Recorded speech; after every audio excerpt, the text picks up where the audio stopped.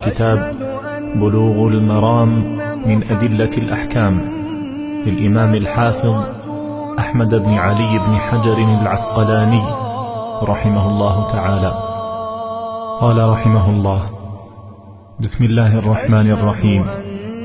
الحمد لله على نعمه الظاهرة والباطنة قدير. إن الحمد لله نحمده ونستعينه ونستغفره ونعوذ بالله من شرور أنفسنا ومن سيئات أعمالنا.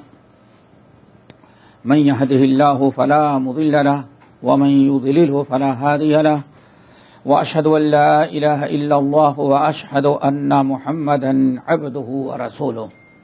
يا أيها الذين آمنوا اتقوا الله حق تقاته ولا تموتن إلا وأنتم مسلمون. يا أيها الناس اتقوا ربكم الذي خلقكم من نفس واحدة وخلق منها زوجها وبث منهما رجالا كثيرا ونساء، واتقوا الله الذي تساءلون به والأرحام إن الله كان عليكم رقيبا. يا أيها الذين آمنوا اتقوا الله وقولوا قولا سديدا يصلح لكم أعمالكم ويغفر لكم ذنوبكم، ومن يطع الله ورسوله فقد فاز فوزا عظيما. أما بعد، فإن خير الحديث كتاب الله وخير الهدي هدي محمد صلى الله عليه وسلم، وشر الأمور محدثاتها وكل محدثة بدعة وكل بدعة ضلالة وكل ضلالة في النار. فعن بريدة بن الحصيب الأسلمي رضي الله تعالى عنه قال: قال رسول الله صلى الله عليه وسلم: كنت نهيتكم عن زيارة القبور فزوروها. رواه مسلم. وزاد الترمذي: فإنها تذكر الآخرة. زاد ابن ماجة من حديث ابن مسعود: وتزهد في الدنيا أو كما قال عليه الصلاة والسلام. محترم دوست ساتھیوں اور دینی بھائیوں اور بہنوں، کتاب الجنائز میں جنازے کے مسائل، تجہیز تکفین کی متعلق احادیث چل رہی تھی. پچھلے ہفتے بات آ کے رکی تھی تلقین پر کہ ضمرہ بن ابی حبیب جو ایک تابعی ہیں، وہ کہتے کانوا یستحبون، کہتے ہیں کہ لوگ اچھا سمجھتے تھے کہ جب قبر میں میت کو دفنا کر کے مٹی ڈال کر کے مکمل کر دیا جائے اور لوگ واپس جانے لگیں تو ایک شخص کو چاہیے کہ قبر پر کھڑا ہو کر کے اعلان کرے: یا فلان قل لا الہ الا اللہ، 3 مرتبہ. یا فلان قل لا الہ الا اللہ. یا فلان قل ربی اللہ و دینی الاسلام و نبی محمد صلی اللہ علیہ وسلم. یہ آج بھی بہت سارے علاقوں میں برصغیر کے اندر موجود ہے. یہ بدعت پائی جاتی، اس کو کہا جاتا ہے تلقین. تو اس کو اچھی طرح سے سمجھیں. یہ تلقین کا یہ طریقہ قطعاً کتاب و سنت سے، صحیح روایات سے ثابت نہیں ہے. دیکھیں، ضمرہ بن حبیب یہ تابعی ہیں، صحابی بھی نہیں ہیں، اور یہ کہتے ہیں لوگ اچھا سمجھتے تھے. تو سند کے اعتبار سے بھی یہ درست نہیں ہے، اور موقوفاً بھی اس کا صحیح ہونا ثابت نہیں. امام طبرانی نے اسی طرح حضرت ابو امامہ الباہلی رضی اللہ تعالی عنہ سے مرفوعاً حدیث نقل کی ہے، جس کا یہ ہے: یا فلان اذا قیل لک من ربک، اے مرنے والے جب تم سے منکر نکیر پوچھیں تیرا رب کون ہے تو کہنا ربی الاسلام۔ تو یہ جو تلقین کی جاتی ہے کسی بھی صحیح حدیث سے ثابت نہیں، اس لیے جمہور اہل علم اس کو بدعات کہتے ہیں۔ جمہور اہل علم اس کو بدعات کہتے ہیں۔ جو تلقین ہے وہ موت کے وقت تلقین ہے، قبر میں لٹانے کے بعد تلقین نہیں ہے۔ یہ روایات قابل استدلال اور قابل عمل نہیں ہیں، ان کو یہ متروک ہیں، ترک کیا جائے گا۔ ہمارے یہاں اہل بدعہ جو ہیں قبر پرست، ان کے ہاں آج بھی یہ تلقین جائز ہے، اور ہم سب لوگوں کو اس سے بچنا چاہیے۔ انتقال کے وقت کلمے کی تلقین کی جائے گی، اس کی حدیثیں صحیح ہیں، وہ سنت ہے، اور یہ دفنا دینے کے بعد دعا کرنا تو ثابت ہے، تلقین ثابت نہیں ہے۔ دعا کرنا ثابت ہے، اس سے پہلے گزر چکا ہے کہ جب فارغ ہو جاؤ تو جانے کے پہلے اس کے حق میں خوب دعائے مغفرت کرو، اس سے بات قدمی کی، اللہ تعالیٰ سے دعا مانگو اس کے حق میں۔ اگلی حدیث جو آج میں نے پڑھی ہے، بریدہ ابن الحصیب رضی اللہ تعالی عنہ کہتے ہیں کہ نبی علیہ السلام نے ارشاد فرمایا: قلت نہیتکم عن زیارت القبور، اے لوگو ہم نے تم سب کو قبر کی زیارت سے منع کر دیا تھا، فزوروہا، اب تمہیں قبر کی اجازت دیتا ہوں، قبر کی زیارت کرو۔ ابتدا اسلام میں ایک عرصے تک قبر کی زیارت منع کر دیا تھا نبی علیہ السلام کہ کوئی انسان میت کو دفنا دینے کے بعد قبرستان میں قبر کی زیارت کے لیے نہ جائے، منع کر دیا تھا۔ اس کی وجہ یہ بیان کی جاتی ہے کہ کتاب التوحید میں آپ لوگوں نے پڑھا ہوگا، اور تمام اہل علم کے قول کے مطابق تمام مؤرخین کا اس بات پر اتفاق ہے کہ دنیا میں شرک اور کفر کی ابتدا قبر سے ہوئی ہے، اور آج بھی مسلمانوں میں قبر ہی کے نام پر سب سے بڑا شرک کیا جاتا ہے۔ صحیح بخاری کی روایت حضرت عبداللہ بن عباس رضی اللہ تعالی عنہما راوی ہیں، کہتے ہیں کہ آدم علیہ السلام کی دنیا میں آنے کے بعد تقریباً 1000 سال تک زمین پر کوئی شرک نہیں تھا، صرف مذہبی اسلام تھا، صرف اسلام تھا، ایک ہی دین کے پابند تھے لوگ، دنیا کے اندر بت پرستی کا کوئی تصور نہیں تھا۔ باپ آدم علیہ السلام کے دنیا سے جانے کے بعد یا ان کے بعد اور کوئی نبی آئے، اللہ بہتر جانتا ہے، جیسے کہ بعض لوگوں کا کہنا شیس علیہ السلام آئے تھے۔ بہرحال عبداللہ بن عباس رضی اللہ تعالیٰ عنہ کہتے ہیں تقریباً 1000 سال تک کہیں کفر و شرک کا وجود نہیں تھا۔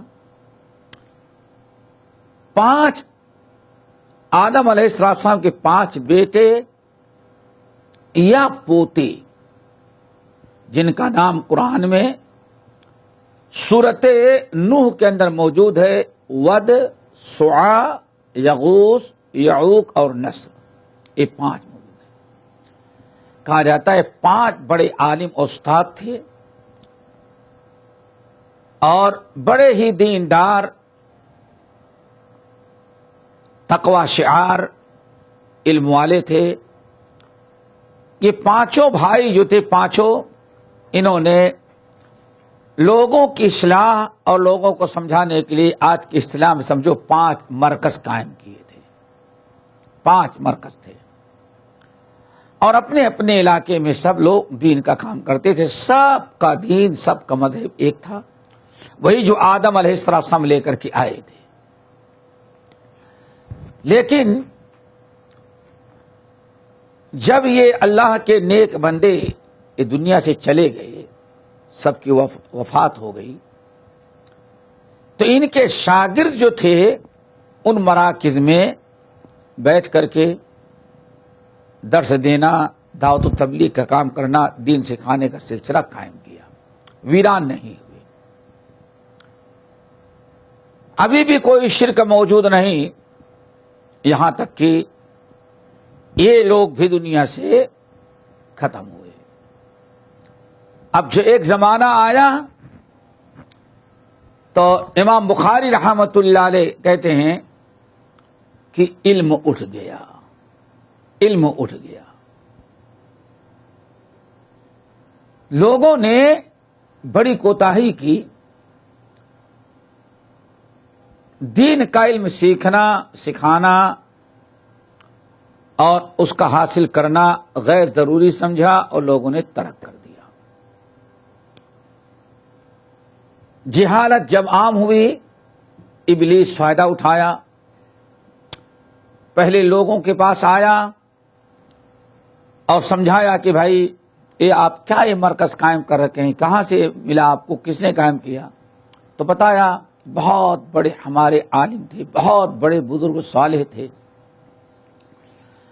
وہ یہاں بیٹھ کر کے درس دیتے تھے، ہم لوگوں نے یہ مرکز ابھی قائم رکھا ہے. بڑی تعریف کی. ابلیس انسانی شکل میں آیا تھا. لوگوں میں توحید کا علم نہ ہونے کی بنا پر کفر، شرک، سنت اور بدعت کی تمیز اٹھ چکی تھی. ابلیس نے جو انسانی شکل میں آیا تھا لوگوں سے کہا دیکھو آپ لوگ اچھی طرح سے یاد رکھیں، یہ جو بڑے بڑے استاد آپ کے گزرے ہیں علماء، آپ لوگ تو اسے بھول جائیں گے، آنے والی نسل بھول جائے گی ان کو. تو ان کی کوئی یادگار رہے جس کی بنا پر معلوم رہے کہ ہاں کتنا انہوں نے دین کا کام کیا اور کیسے اسلام کی حفاظت کی انہوں نے. لوگوں کو سمجھایا بہتر ہے کہ ایک مورتی ان کی بنا کر کے رکھ لیں، ایک مورتی بنا لیں. یہ جو آپ نے ایک ہال یا ایک مرکز بنا رکھا ہے اسی میں ایک کنارے مورتی بنا لیں اور اس مورتی کو دیکھیں گے تو ان کی عبادت، ان کا طور طریقہ یاد آئے گا، جس سے تمہارے دلوں میں ان کے واقعات اور قربانیوں کو دیکھ کر کے عزت و احترام اور آپ لوگوں کے دل میں زیادہ سے زیادہ عبادت کرنے کا شوق اور جذبہ پیدا ہوگا. یہ ایک سب سباق دکھلایا. یہ نہیں کہا کہ ان کی عبادت کرو، عبادت اللہ کی کرو، بس ان کی مورتیاں یہاں رہیں گی تو بار بار دیکھو گے تو جیسے یہ عبادت کرتے تھے تمہارے اندر بھی جذبہ پیدا ہوگا، پرانی یاد تازہ ہوگی. لوگوں کو یہ علم نہیں تھا کہ یہ حرام کام ہے، یہ ناجائز ہے. بہت اچھا سمجھا، 5 مورتیاں بنا کر کے ان کے 5 سینٹروں میں نصب کر دی گئی. اب لوگ عبادت اللہ کی کرتے تھے، اللہ تعالی سے مانگتے تھے. کچھ عرصہ گزر جانے کے بعد جب یہ نسل ختم ہوئی، اگلی نسل آئی تو شیطان پھر ان کے پاس پہنچ گیا. اب اور انداز سے یہ مورتیاں کن کی ہیں معلوم ہیں؟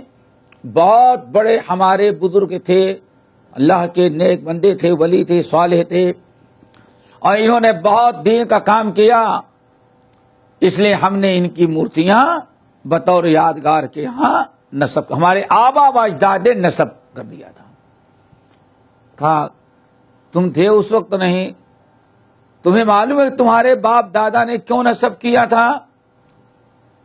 ہاں ہاں معلوم ہے، یاد تازہ کرنے کے لیے. کہا یہی تو بھول ہے، یاد تازہ تو کہیں بھی کر لیتے تھے، اللہ کی عبادت کرنی ہوتی تھی کہیں بھی کر لیتے، لیکن تمہارے آبا و اجداد یہیں کیوں آتے تھے ان کے سامنے عبادت کرنے کے لیے؟ اب یہ اور زیادہ علم تھے. نہیں ہم تو اتنا ہی جانتے ہیں کہ اللہ کی عبادت کرتے تھے اور یہاں آتے تھے برکت کے لیے.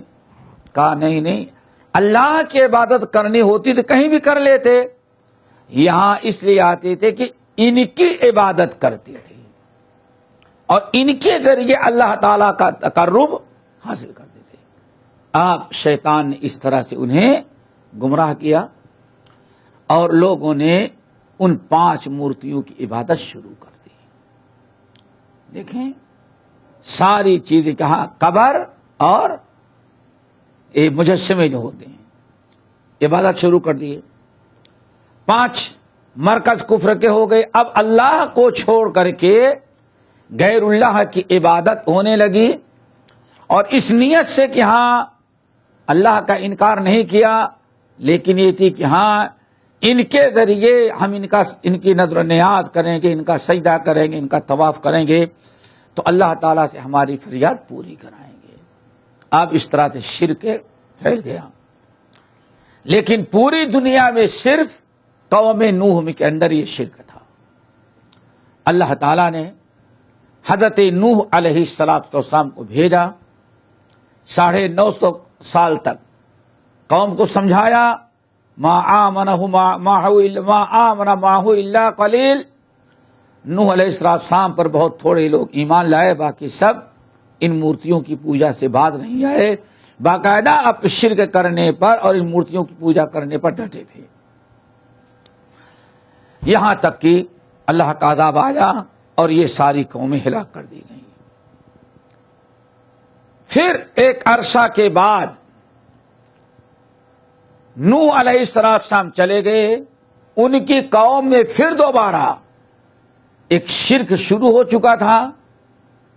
اب شرک شیطان کیسے پھیلائے معلوم تھا، پھر شرک میں مبتلا کر دیا. تو اللہ تعالیٰ نے حضرت ہود علیہ السلام کو توحید کے لیے بھیجا. یہ سلسلہ چل رہا تھا. بہرحال یہ 5 مورتیوں کی عبادت دنیا میں شروع ہو گئی. کفار مکہ یہ ابراہیم علیہ السلام کے دین پر قائم تھے، جو توحیدی دین تھا. سوچو کتنی جہالت اور علم نہ ہونا، شیطان کیسے اس سے فائدہ اٹھاتا ہے. یہ 5 مورتیوں کی جو عبادت تھی عرب میں کیسے آئی؟ پورے عرب کے لوگ جو بھی مکے میں آباد تھے، اے حضرت اسماعیل کی اولاد، یعنی حضرت ابراہیم کے تیسری بیوی ہاجرہ جو تھیں، ان کو اور ان کے بیٹے اسماعیل کو یہاں آباد کیا، اور انہی اسماعیل کی نسل کو کیا کہا جاتا ہے؟ عرب. الحمدللہ اس طرح سے عرب کے لوگ ابراہیم علیہ السلام کے امتی تھے، اسماعیل علیہ السلام کے امتی، دونوں نبی تھے. ان کے ہاں شرک کا کوئی تصور نہیں تھا، شرک کو بدترین جرم سمجھتے تھے. لیکن حضرت اسماعیل علیہ السلام کی دنیا سے جانے کے بعد کچھ عرصے بعد جب عرب یا مکے کے لوگ جو اسماعیل علیہ السلام کی نسل عرب تھے، ان کے ہاں دینی علم ختم ہو گیا. مین چیز دینی علم ہے، یہی سمجھنا ہے. دینی علم جب ختم ہو گیا، توحید کیا چیز ہے، شرک کیا چیز ہے، اللہ کی عبادت کیا ہے، یہ ساری چیزیں علم سے تعلق رکھتی. علم ہے تو آدمی جانے گا، علم نہیں تو نہیں جانے گا. جہالت عام ہو گئی. اور لکھنا پڑھنا اسماعیل علیہ السلام جو دین دے کر کے گئے تھے اس کی تعلیم ان کے ہاں ختم. اب باپ دادا کے رسم و رواج کفریہ شرک عقیدے، بہرحال یہ گمراہ تھے، لا علم تھے، لیکن ابھی شرک نہیں کرتے تھے، حج بھی کرتے تھے، قربانی بھی کرتے تھے، کھانے کعبہ کا طواف بھی کرتے تھے، حاجیوں کا باہر سے آنے والے حاجیوں کا حج بھی کراتے تھے، خدمت بھی کرتے تھے، بہت ساری چیزیں تھیں. عمرو بن لحی ایک بڑا مکے کا ایک بڑا تاجر اور بڑا سردار تھا. عمرو بن لحی بڑا مال اس کے پاس تھا، بہت بڑا بزنس مین تھا، بہت بڑی اس کی تجارت تھی. اور تجارت سے جب واپس آتا تھا شام کی طرف تجارت کرنے کے لیے جاتا تھا، عراق، شام، ساری چیزوں کی طرف، کیونکہ یہ علاقے روم کے قریب تھے، روم سے مال وہاں آتا تھا، روم کے انڈر میں تھے، تو عربوں کو سامان ملتا تھا شام سے. یہ جو پوری برادری تھی، حضرت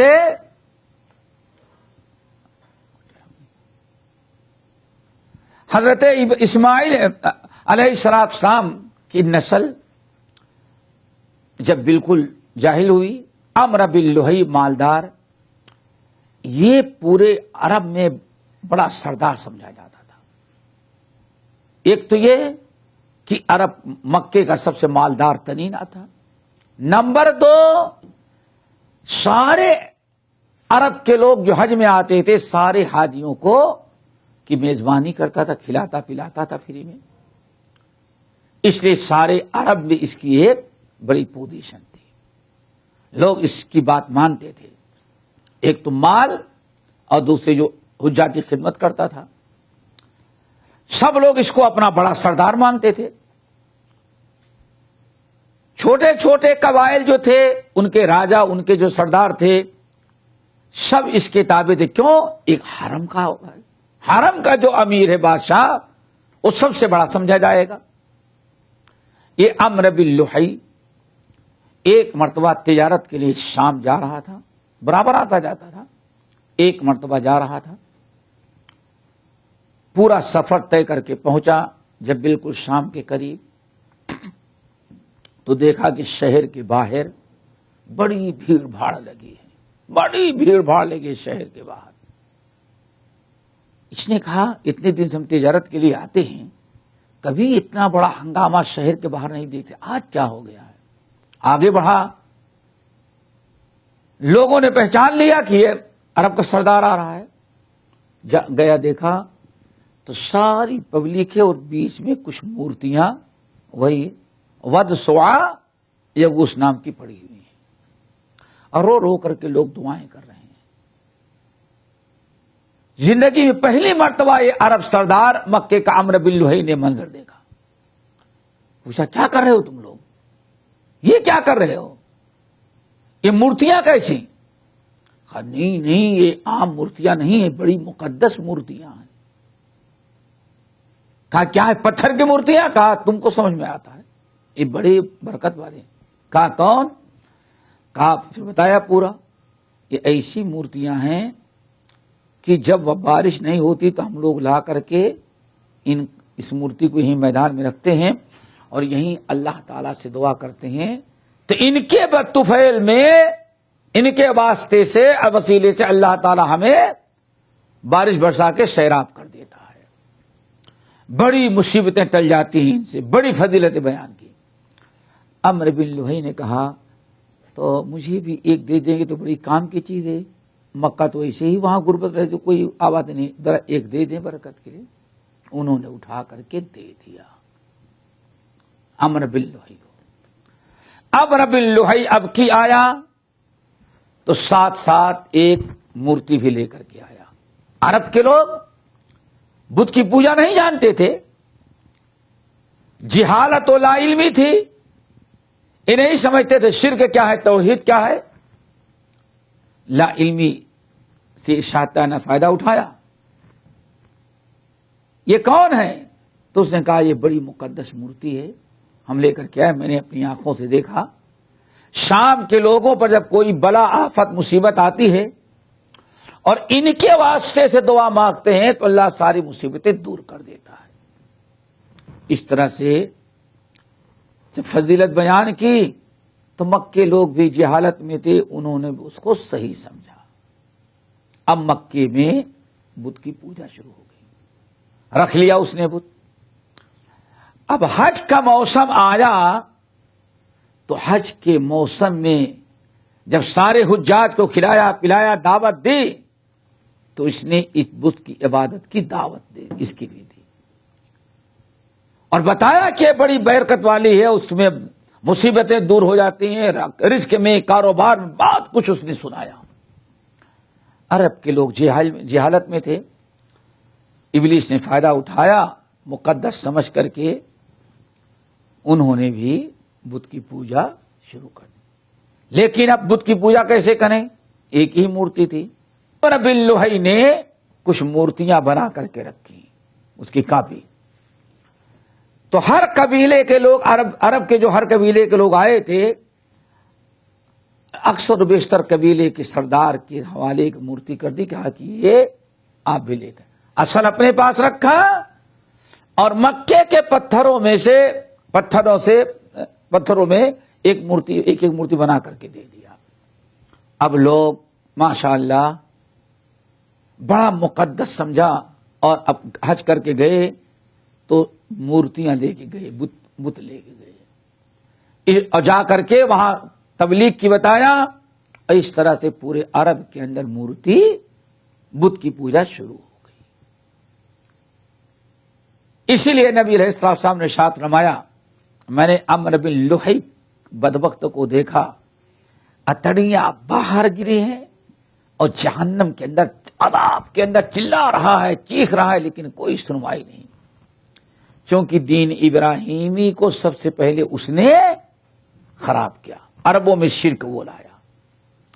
پھر چلتا رہا، پھر نتیجہ یہ نکلا کہ اس برکت کے لیے ہر حاجی جو آئے تو اپنے لیے ایک مورتی لے کر کے جائے، ایک مورتی لے کر کے جائے. مکے والوں کا دھندا ہو گیا، مورتی بنا کر کے رکھو، حج کی سیزن میں خوب بکیں گی. ایسے چلتے چلتے کہا جاتا ہے انہیں مورتیوں میں سے ایک مورتی انڈیا میں پہنچی، اور انڈیا میں بھی، یعنی انڈیا سے مراد متحدہ ہے، وہاں بھی شرک کی ابتدا ایسے ہی ہوئی، بت کی پوجا شروع کر دی لوگ. بہرحال کہنا یہ تھا کہ شرک بزرگوں کی قبروں سے شروع ہوا تھا، اسی لیے جب اسلام آیا تو نبی علیہ السلام نے قبر کی زیارت سے منع کر دیا، چونکہ قبر کا سجدہ کرنا تقدس میں سمجھا جاتا تھا. قبر کا چکر لگانا لوگوں میں بڑا محبوب عمل، شرک کے سارے کام بڑی تیزی سے کیا کرتے، بڑے شوق سے لوگ کرتے تھے. تو نبی علیہ السلام نے فرمایا، خبردار تم میں سے کوئی آدمی قبر کی زیارت کے لیے نہ جائے. جنازہ پڑھ لیے، میت کو دفنا دیا، بس کافی ہے. اب قبرستان جا کے زیارت کرنا اللہ رسول نے منع کیا، ایک عرصے تک منع تھا.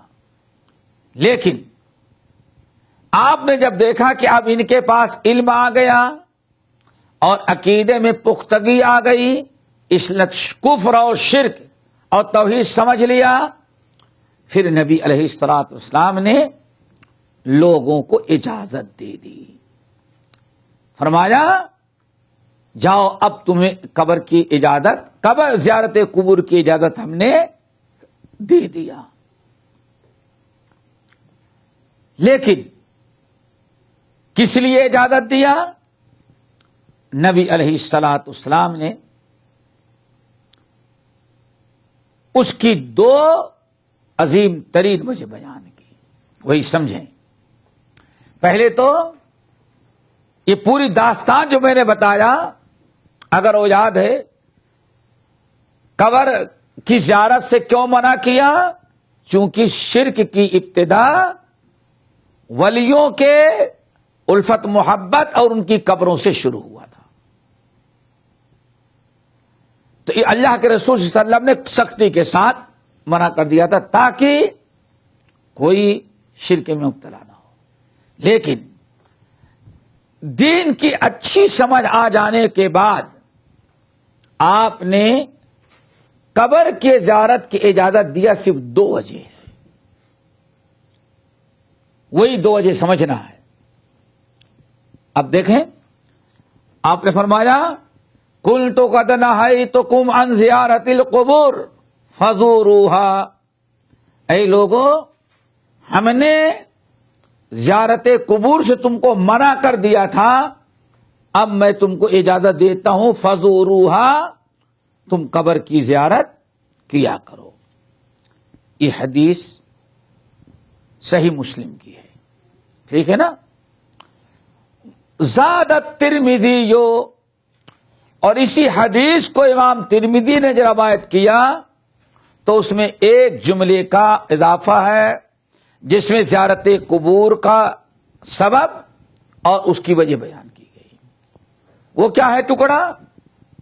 قد نہیتکم عن زیارت القبور فزوروها فإنها تذکرکم الآخرہ. اے لوگو ہم نے زیارت قبور سے تمہیں منع کیا تھا، اب تمہیں اجازت دیتا ہوں کہ قبر کی زیارت کرو. کیوں؟ فإنها تذکر الآخرہ، اور دوسری روایت میں تذکرکم الآخرہ، چونکہ زیارت قبر سے تمہیں آخرت یاد آ جائے گی. تمہاری غفلت دور کرنے والی، دنیا کی رنگینیوں کو بے مزہ بنانے والی سب سے بڑی چیز کیا ہے؟ کثرت سے موت کو یاد کرنا. اس سے تمہارے دل میں آخرت کی تیاری، آخرت کا خوف، آخرت کی فکر پیدا ہوگی. تو زیارت قبور کا پہلا فائدہ کیا ہے؟ فکر آخرت پر عبرت اور نصیحت. فإنها تذکرکم الآخرہ، تم کو آخرت یاد دلائے دے گی. یہ تو ترمذی کی روایت ہے. امام ابن ماجہ رحمۃ اللہ علیہ نے حضرت عبداللہ ابن مسعود رضی اللہ تعالیٰ عنہ سے روایت کیا تو اس میں زیارت قبور کا دوسرا فائدہ ہے. کیا ہے؟ وَتُزَهِّدُ فِي الدُّنْيَا، اور دنیا وَتُزَهِّدُكُمْ فِي الدُّنْيا، اور دنیا سے تمہارے دل میں بے رغبتی پیدا ہو جائے گی. تو قبر زیارت قبور کے 2 فائدے ہو گئے. نمبر 1 آخرت کی فکر پیدا ہوگی. نمبر 2 دنیا سے بے رغبتی. وہ کیسے؟ انسان قبرستان جائے، ضرور جائے، زیارت کرے. وہاں جانے کے بعد پہلے نگاہ ڈالے کہ ذرا سوچو اس گاؤں کا ایک قبرستان ہے، اس گاؤں کے سارے باشندے کہیں گئے نہیں، زندہ نہیں ہیں، سب ایک کے بعد دیگرے مرتے گئے اور سب کو اسی میدان میں دفنایا گیا. اور پھر ایک دن ہمارا بھی یہی حشر ہوگا.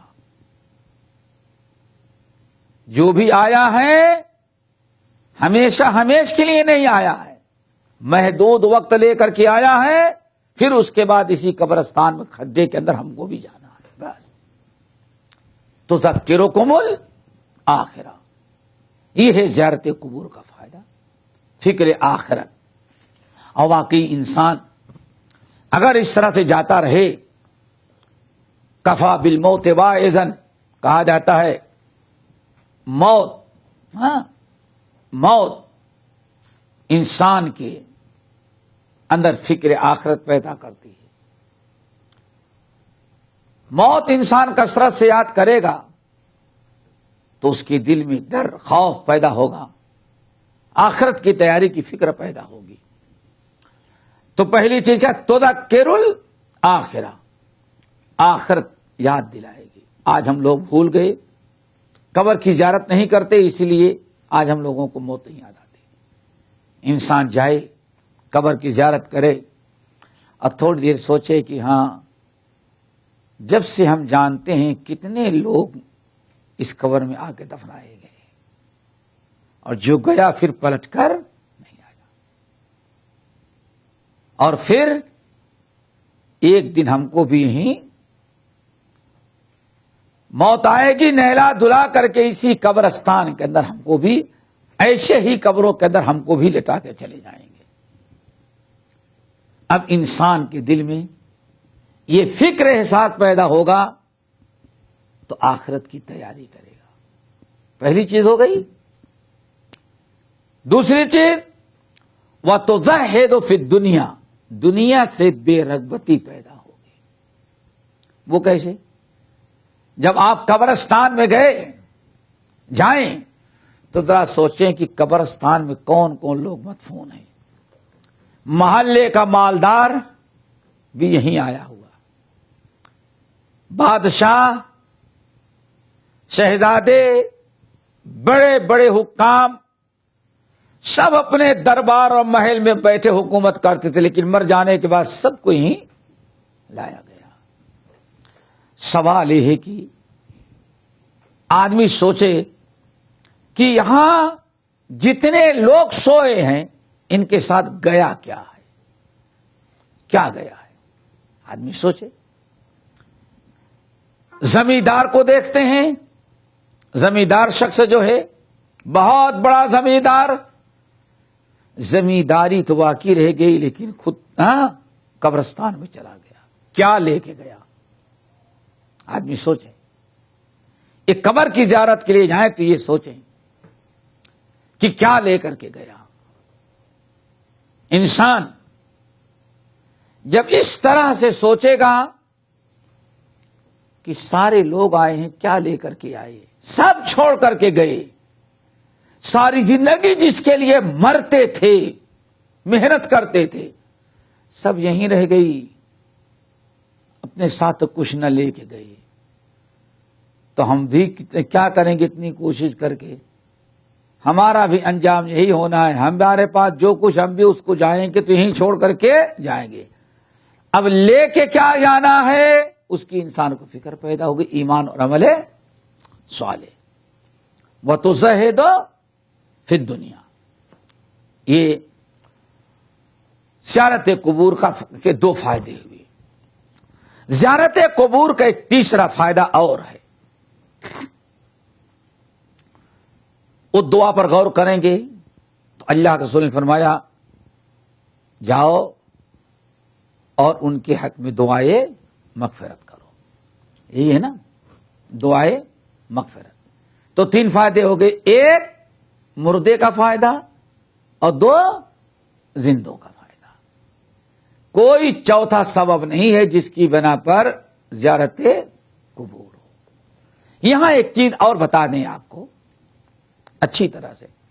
یہاں زیارت قبور کا حکم ہے، درگاہ کا نہیں. ارے وہ بھی تو قبر ہے. قبر تو ہے لیکن قبرستان میں نہیں ہے. الگ تھلگ کیوں ہے؟ زیارت القبور جہاں قبریں ہیں وہاں جاؤ، قبرستان میں جاؤ، درگاہ میں نہیں. اور نمبر دو، قبر کی زیارت جو کرنی ہے عبرت و نصیحت اور دنیا سے بے رغبتی پیدا کرنے کے لیے. اور جہاں دنیا ہی کے لیے درگاہوں کی زیارت پر جاتا ہے. کون جاتا ہے درگاہ پر؟ کاروبار نہیں چل رہا ہے، بزنس ڈاؤن ہو رہا ہے، کسی نے بتا دیا جاؤ چادر چڑھا دو اور اتنا وہاں نذرانہ پیش کر دو، بابا کرم کریں گے درگاہ والے، تمہارا کام بن جائے گا. کیا خیال ہے؟ دنیا کی بے رغبتی بلکہ دنیا کے لیے گیا ہے وہاں. اسی لیے زیارت قبور کریں گے تب عبرت و نصیحت ہے. کیوں؟ عبرت و نصیحت یہ بھی حاصل کرنے کا ایک انداز ہے کہ ممکن ہے آپ کے محلے میں کسی نے مکان بڑا عالی شان بنایا ہوگا، بہت بڑا مکان، پورا محل، قیمتی سے قیمتی چیزیں اس میں استعمال کی ہوں گی. لیکن آپ سوچیں کہ روڈ پر سونے والا مرا تو اس کو بھی وہی قبر کی مٹی ملی، اور اس سیٹھ صاحب جو محل میں سوتے تھے یہ بھی مرے تو کہاں گئے؟ وہ قبر میں گئے. کوئی کسی کا کوئی دنیا اپنے ساتھ لے کر نہیں گیا. تو یہ ہمارے دل و دماغ میں ہو. میرے خیال سے یہ بات تو سمجھ میں آ گئی ہوگی. اسی لیے زیارت کرنا ہے قبرستان کی. نبی علیہ السلام برابر کرتے تھے. مستحب اعمال میں سے زیارت قبور ہے.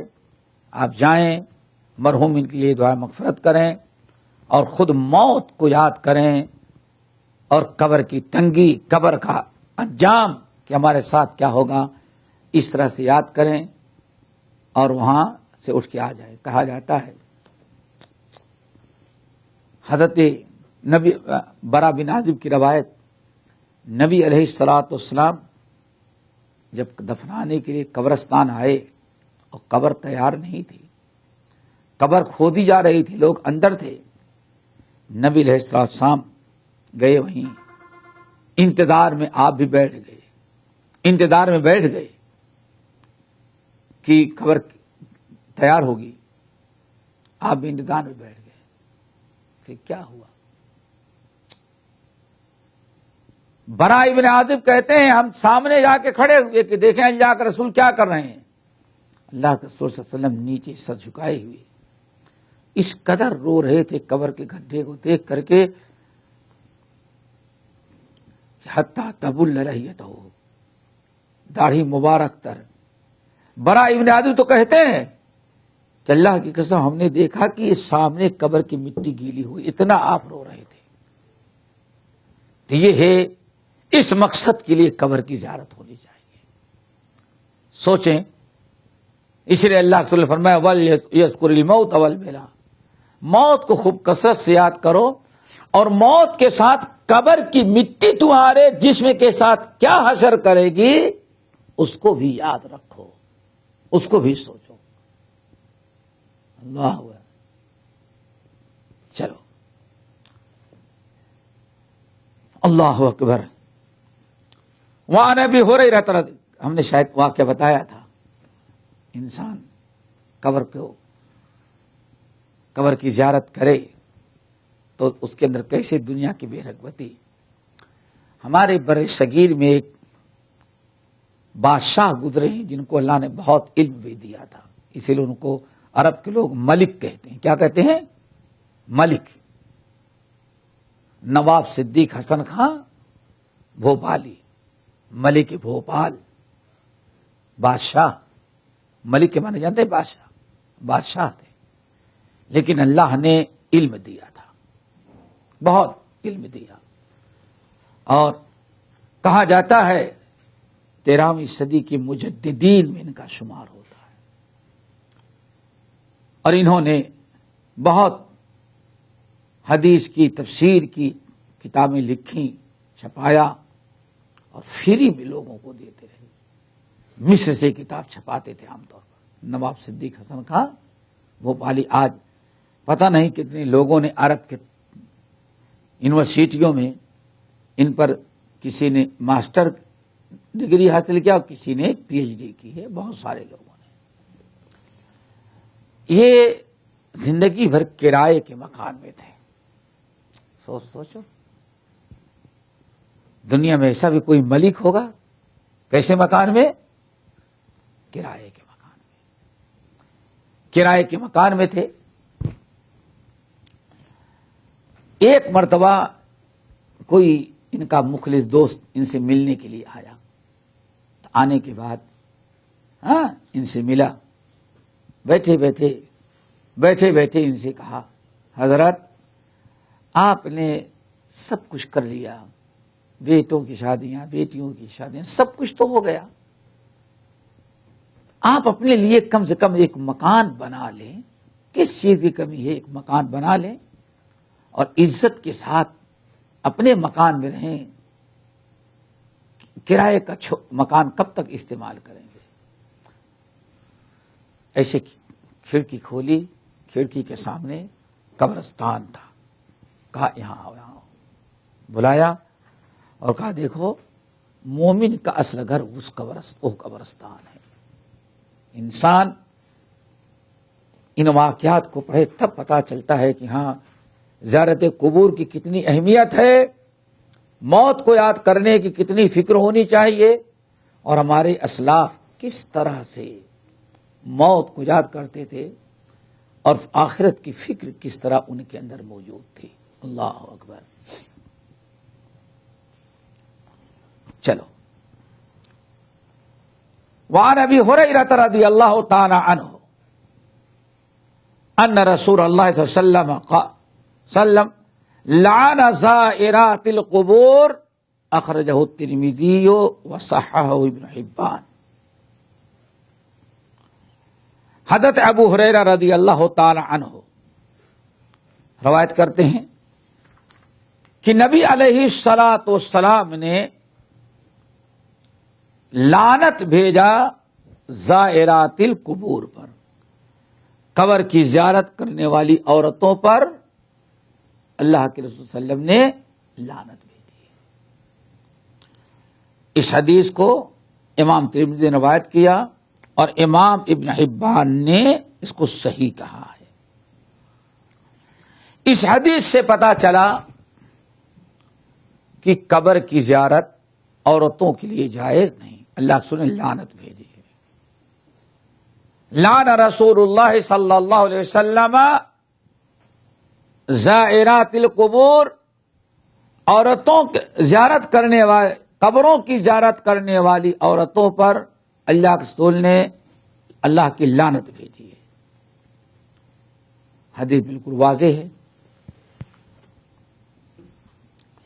یہاں ایک مسئلہ ہے کہ آیا عورتیں قبر کی زیارت کر سکتی ہیں کہ نہیں کر سکتی؟ ایک مسئلہ ہے. اس حدیث سے معلوم پڑتا ہے کہ قبر کی زیارت نہیں کر سکتی. کیوں؟ اور قبر کی زیارت کرنے والی عورتوں پر اللہ کے رسول نے لعنت بھیجی ہے. لیکن اہل علم کی ایک بڑی جماعت ہے جو کہتے ہیں کہ عورتیں بھی قبر کی زیارت کر سکتی ہیں. وجہ کیا ہے؟ سب سے بڑی وجہ یہ، ایک تو متعدد احادیث ہیں جن سے زیارت قبور کی اجازت ملتی ہے.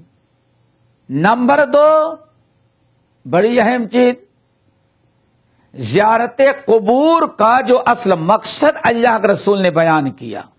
سوچو پہلے، زیارت قبور کا جو مقصد رسول اللہ صلی اللہ علیہ وسلم نے بیان کیا، وہ دو مقصد یہاں کیا ہیں؟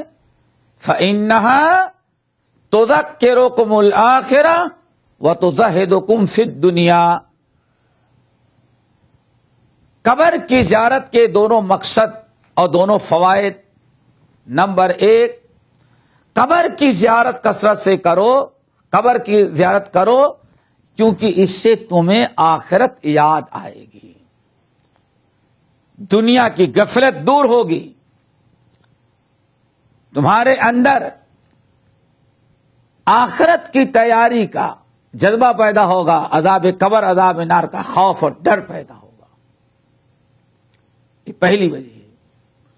اب آپ بتائیے، فَإِنَّهَا تُذَكِّرُكُمُ الْآخِرَةَ، آخرت کی فکر، عذاب قبر عذاب نار سے بچنے کی فکر جس طرح سے مردوں کو کرنی ضرورت ہے، ویسے کس کو ضرورت ہے؟ عورتوں کو بھی.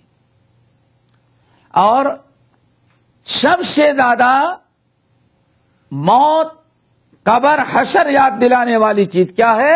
زیارت قبور.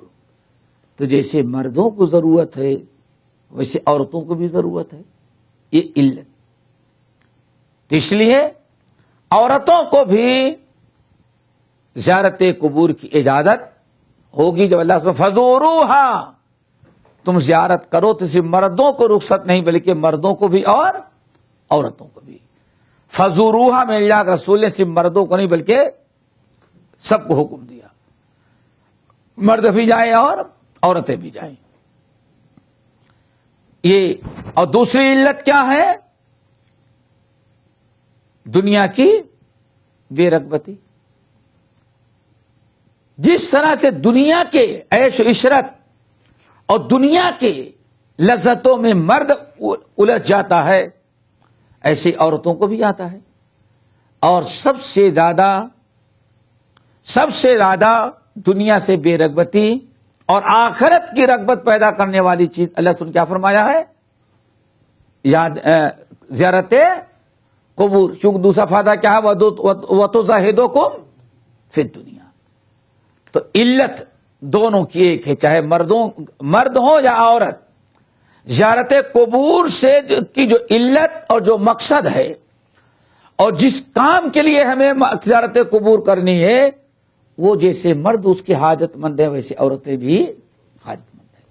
رہی یہ حدیث تو اس حدیث میں دو الفاظ آئے ہیں، ایک ہے زائرات القبور اور ایک ہے زوارات القبور. کیا؟ زائرات القبور یعنی اللہ نے لعنت بھیجا ان عورتوں پر جو زائرات القبور قبر کی زیارت کو جاتی ہیں. اور دوسرا الفاظ کیا ہے؟ زوارات. اور دونوں کے معنی میں بڑا فرق ہے. زوارات بہت ہی زیادہ قبروں کی زیارت کرنے والی، بہت زیادہ مبالغے کیسے گا، بہت زیادہ قبروں کی زیارت کرنے والی عورتیں جو ہیں جب دیکھو چلی جا رہی قبرستان، چلی جا رہی زیارت کے لیے. ایسی عورتوں پر اللہ کے رسول لعنت بھیجا ہے. ایک اس کا ترجمہ ہوا. دوسری روایت لعن رسول وسلم زوارات القبور. ٹھیک ہے نا؟ زوارات کا مطلب کیا ہے؟ بہت زیادہ، ہر وقت جا رہی ہیں. اور زائرات کا مطلب کبھی کبھار. کیا؟ کبھی کبھار جانا. ایک مرتبہ سال میں چلی گئی وہ بھی قبر کی زیارت. تو زوارات اور زائرات میں فرق ہے. حدیث کے اصل الفاظ کہا جاتا ہے زوارات ہیں، زائرات نہیں. کیا ہے؟ بعض راویوں نے زائرات روایت کیا اور اکثر راویوں نے زوارات.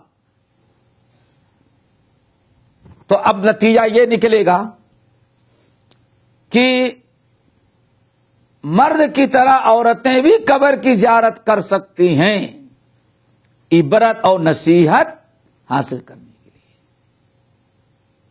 فکر آخرت پیدا کرنے کے لیے، دنیا سے بے رغبتی پیدا کرنے کے لیے عورت بھی قبر کی زیارت کر سکتی ہے.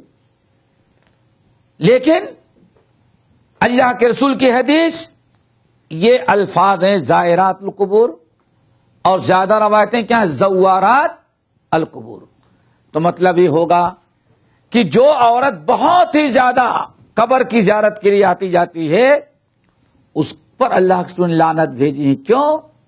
اب آپ بتائیں ٹھنڈے دل سے، اگر سب فیملی والے ہیں، اگر آپ کی بیوی ہر وقت قبرستان جا رہی ہو زیارت کے لیے تو گھر کا ماحول کیا بن جائے گا؟ اور اگر قبرستان تھوڑا سا دور ہے، بغیر مرد کے جانا بھی ایک مسئلہ ہے.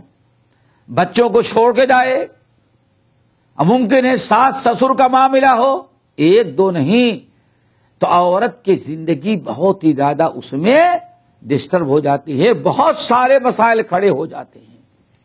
اسی لیے اللہ کے رسول صلی اللہ علیہ وسلم نے منع فرمایا کہ خبردار، بہت زیادہ عورتیں جو جاتی ہیں ہر وقت جس کو عورت کو دیکھو زیارت کے لیے چلی جا رہی ہے، زیارت کے لیے چلی جا رہی ہے، تو ایسی عورت کو پر اللہ کے رسول نے لعنت بھیجا ہے. لیکن اگر کبھی کسی مقصد سے چلی جائے تو کوئی حرج نہیں. حضرت عائشہ رضی اللہ تعالیٰ عنہ اپنے بھائی کی قبر کی زیارت میں گئی تھی، نبی علیہ السلام کی قبر کی زیارت کیا کرتی تھی. اللہ کے رسول نے فرمایا عائشہ جب قبر کی زیارت کرو تو یہ دعا پڑھو. بہت ساری چیزیں تھیں جس سے پتا چلتا ہے کہ عورتیں بھی قبر کی زیارت کر سکتی ہیں. لیکن شرط یہی ہے، مقصد کیا ہے؟ فکر آخرت اور دنیا سے بے رغبتی پڑنا.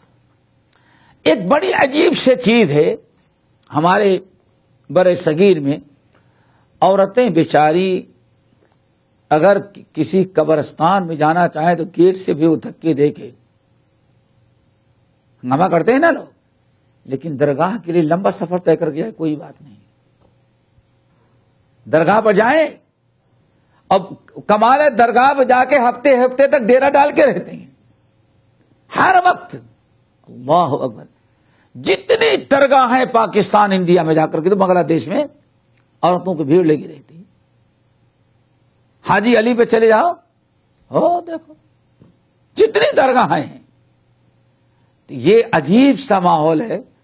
ایک طرف فتویٰ دیتے ہیں ہمارے ہاں لوگ کہ عورتیں قبر کی زیارت نہ کریں، موت یاد کرنے کے لیے جائیں تھوڑی دیر کے لیے، چہار دیواری کے پاس کھڑی ہو کر کے، اندر نہ بھی جائیں، چہار دیواری پر کھڑی ہو کر کے پاس کھڑی ہو گیٹ پر، قبروں کو پر نگاہ ڈالنے، موت یاد کرنے، فکر آخرت پیدا ہو جائے کہ ہم کو بھی ایک دن آنا ہے۔ جب تک ملک کو موت نہیں آ رہی تب تک تو ہم یہ ہیں، لیکن جب موت آ جائے گی تو ہمارا بھی ٹھکانہ کیا ہوگا؟ یہ تو کہتے ہیں ناجائز ہے، لیکن درگاہ پر جانا ہو تو جانا ہی نہیں بلکہ لمبا لمبا سفر طے کر کے جاتے ہیں، اور باقاعدہ وہاں ڈیرا ڈالتے، بسا اوقات تو کھانے پینے کا سامان سب تیاری کی، ایک ہفتے وہاں رہنا ہے۔ تو یہ بیکار سی باتیں ہیں، ہمیں ان تمام چیزوں سے بچنا چاہیے۔ اور اس حدیث کے اندر یہ جو لفظ آیا ہے اصل میں کیا ہے؟ زیادہ روایتیں زوارات کی ہیں، زائرات کی نہیں ہے، سمجھ گئے نا؟ چلو، وعن ابی سعید الخدری رضی اللہ تعالی عنہ قال لعن رسول اللہ صلی اللہ علیہ وسلم النائحۃ والمستمعۃ، اخرجہ ابو داؤد۔ لعن رسول اللہ صلی اللہ علیہ وسلم النائحۃ والمستمعۃ، اخرجہ ابو داؤد۔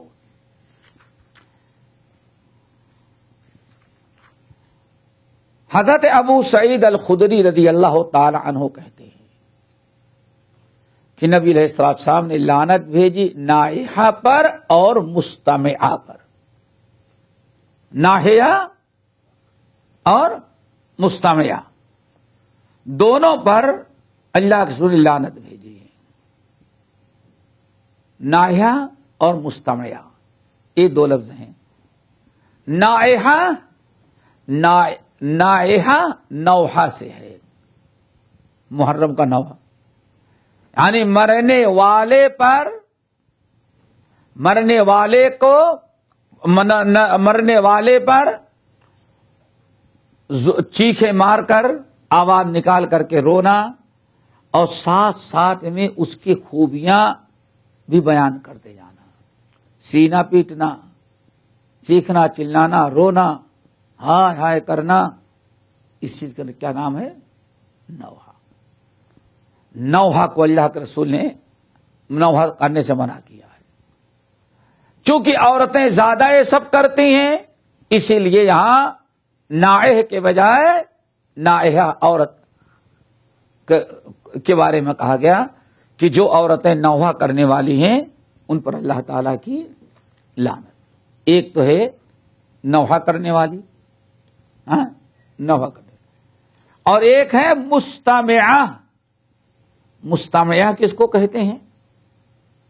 مستمعہ کہتے ہیں سننے والی۔ ایک عورت روئے گی اور باقی بیٹھ کر کے وہاں سن رہی ہیں، نہیں سمجھ آیا؟ ایک تو روئے گی نا، اور دوسری کیا کرتی؟ باقی عورتیں سنتی ہیں، اس کو کہتے ہیں مستمعہ۔ نوحہ کرنے والی اور نوحہ کے سننے والی جو ہے، نوحہ کرنے والی اور نوحہ کے سننے والی جو ہے، سب پر اللہ کے رسول نے لعنت اللہ کی بھیجی ہے۔ اللہ تعالیٰ اس سے بچائے، محفوظ رکھے۔ اور یہ چیز اتنی ممانعت کے باوجود بھی آج دنیا میں رائج ہے۔ باقی انشاءاللہ کل اگلے ہفتے اقول قولی ھذا واستغفر اللہ من کل ذنب واتوب الیہ۔ ہمارے چینل کو سبسکرائب کیجیے اور بیل آئیکن کو دبانا نہ بھولیں تاکہ آپ کو نئی ویڈیو برابر ملتے رہیں۔ لائک اور شیئر کرنا نہ بھولیے.